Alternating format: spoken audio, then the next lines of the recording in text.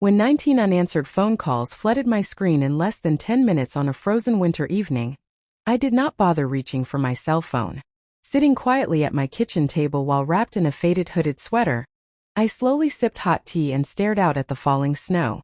For 38 years I had sacrificed my money, my sanity, and my self-respect to keep my extended family happy. But on this particular night, I finally decided that I was completely finished being their unappreciated servant. Where are you tuning in from today? And what is the current weather outside your window right now? Please take a quick moment to click that subscribe button and hit the notification bell so you never miss another deeply personal narrative on this channel. My name is Charlotte Vance, and at 56 years old, I had spent my entire marriage believing that my main purpose in life was to handle every single problem for everyone else. My husband, Kenneth, always claimed that I was simply an overly nervous person, while his overbearing mother, Eleanor, insisted that I was naturally ungrateful. His competitive sister, Victoria, routinely complained that I was far too sensitive whenever my feelings were hurt, yet somehow every single holiday disaster was dumped directly onto my shoulders. For nearly 4 decades, we maintained an ordinary lifestyle in a peaceful suburb right outside of Indianapolis, Indiana, where neighborly routines seemed completely predictable and comfortable. I genuinely loved cooking elaborate family feasts and watching my young relatives tear through bright wrapping paper on Christmas morning.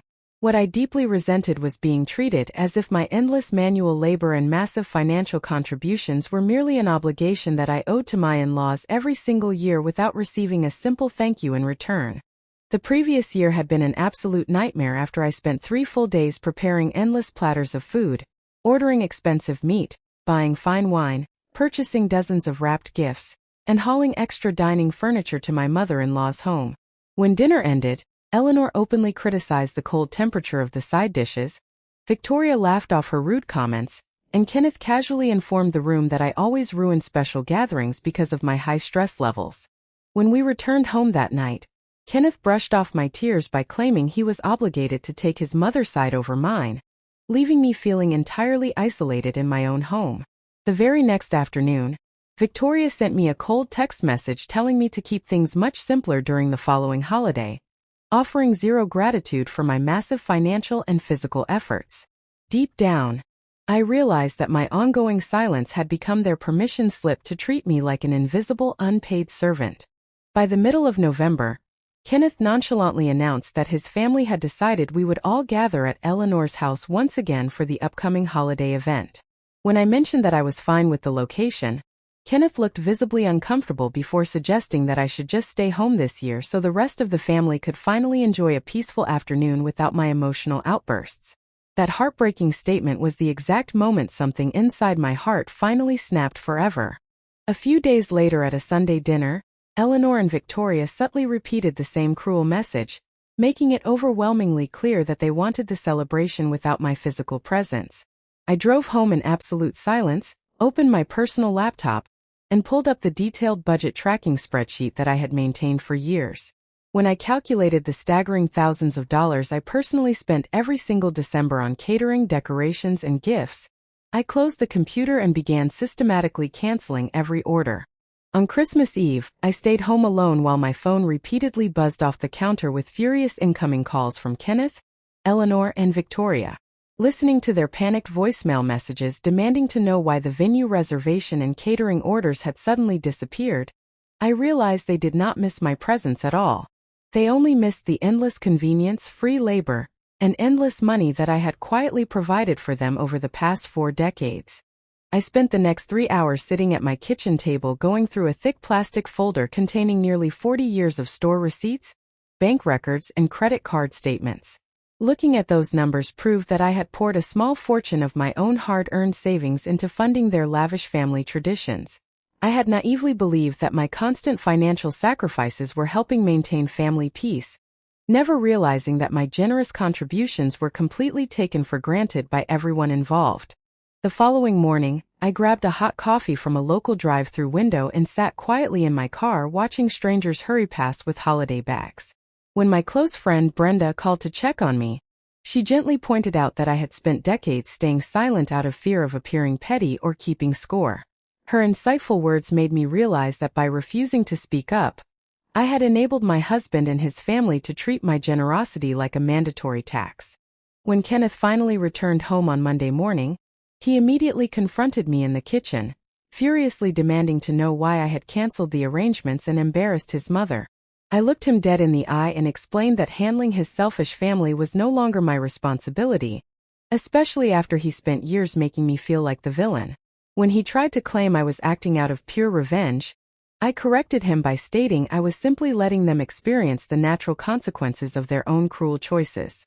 Things escalated dramatically a few days later when a local high-end restaurant called to inform me that Kenneth had attempted to process a large payment using my personal credit card on file. My blood ran cold as I realized my husband was trying to spend my private funds without my permission just to cover up his own family failure. I immediately instructed the business to remove my payment method, secured my individual bank accounts, and resolved to no longer allow anyone to walk all over my personal boundaries. Later that afternoon, my daughter, Chloe, dropped by my house after Kenneth had lied to her, claiming that I was suddenly threatening to file for a complete divorce. I showed Chloe the exact financial records and explained how much money I had personally spent over the years to keep her father family happy. Seeing the massive numbers made Chloe realize the subtle financial exploitation I had endured, and she gave me a warm hug while assuring me that I had not ruined anything. On New Year Day, Kenneth insisted that we attend an emergency family meeting at Eleanor's house, so everyone could clear the air about what had transpired. I dressed nicely, picked up my heavy accordion folder filled with financial documentation, and drove to the meeting in my own vehicle. Walking into Eleanor's crowded living room, I could immediately sense that the entire family had gathered together with the explicit goal of putting me on trial for stepping back. Eleanor immediately began lecturing me about my supposed selfishness, claiming the family had done everything for me over the years while I sat there quietly listening. When she finally finished her harsh tirade, I opened my folder and began placing individual receipts on the coffee table one by one, clearly reading out every single massive expense. Victoria and Chloe gasped in complete shock when they realized I had personally funded all the grand holiday events and family presents for decades out of my own private pocket. The room fell into dead silence as I revealed the hidden bank statements showing Kenneth heavy personal spending alongside the secret cash loan he had provided to Wayne. Deeply embarrassed by the undeniable evidence lying on the table, Kenneth finally admitted in front of his entire family that he had known about my massive financial contributions all along but preferred to let his mother blame me instead. I stood up calmly, stated that I would no longer fund their lives or tolerate their disrespect, and walked out into the crisp winter air feeling genuinely empowered. In the months that followed, Kenneth and I entered professional marriage counseling, where he finally began taking full accountability for his passive behavior and financial dishonesty. Eleanor actually called me to deliver a sincere apology. Wayne slowly began paying back the secret loan, and Kenneth took over full responsibility for managing his own mother needs. While our marriage is still a work in progress, I no longer sacrifice my own peace, sanity, or self-respect just to keep other people comfortable. Setting firm boundaries with the people you love is never an act of cruelty, but an essential act of self-preservation that teaches others how you deserve to be treated. Thank you so much for listening to this emotional story today. If this narrative resonated with you, please hit the like button, subscribe to the channel right now, and click on the video showing on your end screen to watch another powerful story.